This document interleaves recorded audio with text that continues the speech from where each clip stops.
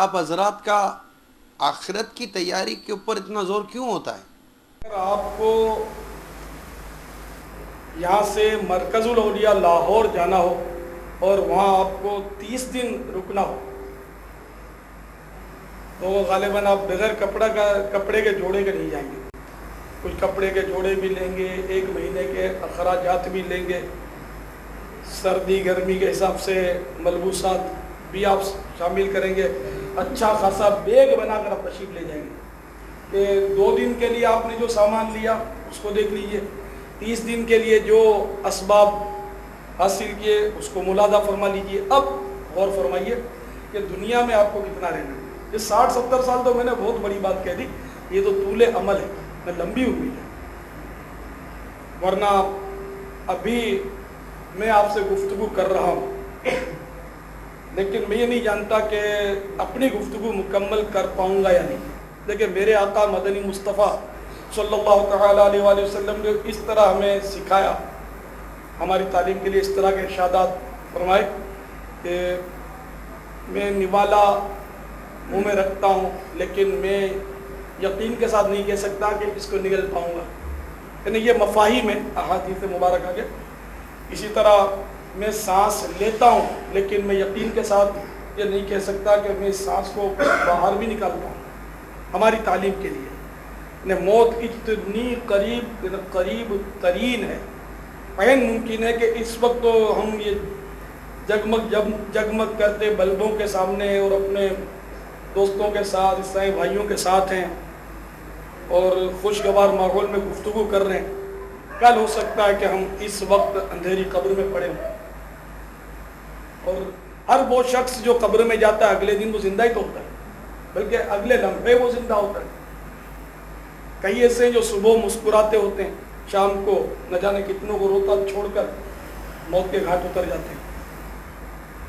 اس لیے ہمیں اگر موت صحیح معنوں میں یاد ہو جائے نا تو پھر دین کے لیے وقت ہی. مولانا صاحب, یہ بیوی بچوں کا جو ہم پیٹ پالتے ہیں, دن رات ایک کرتے ہیں, کہ اس کو آپ آخرت کی تیاری میں نہیں لیں گے؟ میں نے آپ کو کام کاج سے منع تو نہیں کیا. الحمدللہ ہم بھی کام کاج کرتے ہیں, ہم بھی حلال روزی کھاتے ہیں, ہمارے بچے بھیک مانگ کر نہیں کھاتے. الحمدللہ ہم بھی مطلب ہے کہ رشتے حلال کی جستجو میں ہیں. مگر میں نے آپ سے حضور یہ عرض کیا کہ جتنا دنیا میں رہنا ہے اتنی دنیا کے لیے تیاری ہو, اور آخرت کا جتنا طویل وقفہ ہے اتنی اس کے لیے بھی تیاری. دنیا میں رہتے ہوئے آخرت کے لیے ہمیں تیاری کرنی. اب یہ تو بولنے والے بول دیتے ہیں کہ صاحب ہم کو نماز کی بھی فرصت نہیں ہے. ارے بھائی, عصر کی نماز کا وقت ہے, جماعت ہمارے ہاتھ بہت زیادہ ہے اس وقت, ہم کاروباری لوگ ہیں, ہماری مجبوری ہے.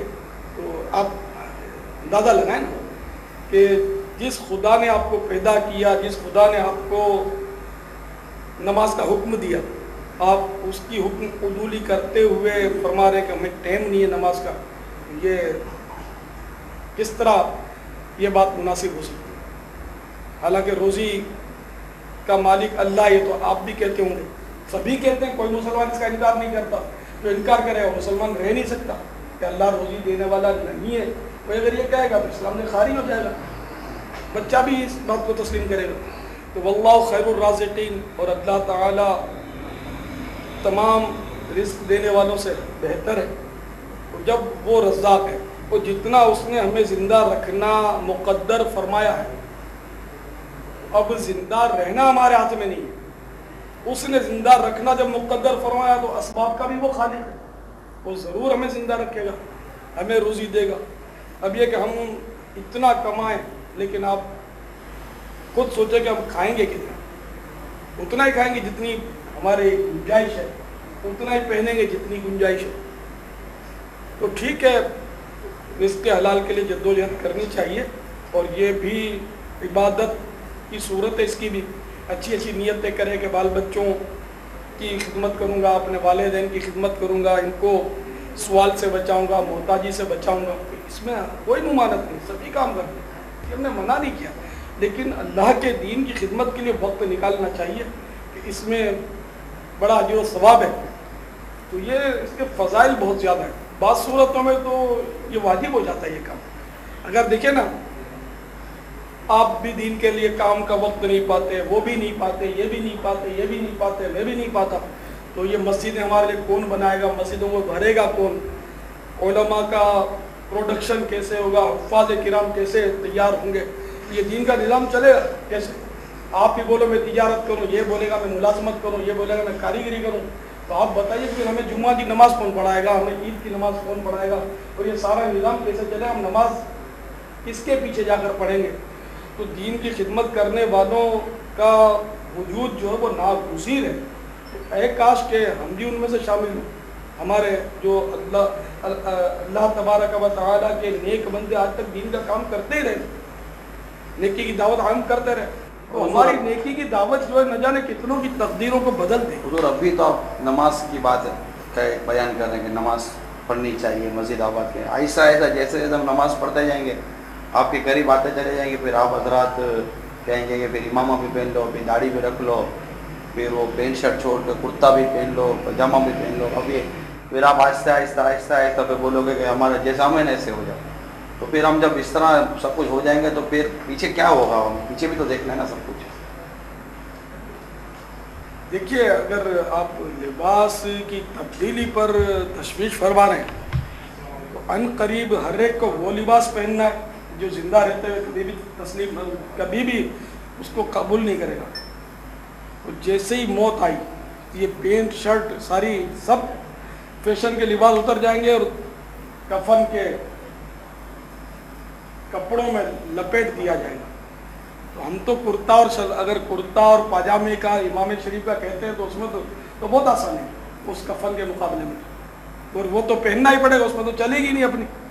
عرب کھرب پتی ہوگا اس کو بھی یہی لباس ملے گا, اور فٹ پاتھ پر جو لاوارث مرا ہوا پایا جائے گا اس کو بھی یہی لباس دیا جائے گا. وہ تو ہم دنیا سے چلیں گے نا حضور, اب مر گئے, اب اس کے بعد تو کیا آپ کہیں کہ اب جیتے جی اتنا سب کچھ چھوڑ کر ہم اپنے یہ سارے فیشن والے بال بھی ختم کر دیں, ہم پینٹ شرٹ ختم کر دیں, اور یہ گھومنا پھرنا سب ختم ہو جائے, اور آپ بولو ہمارے ساتھ قافلے میں چلو, یہ سب چلو, تو باقی سارے کام چھوڑ دیں.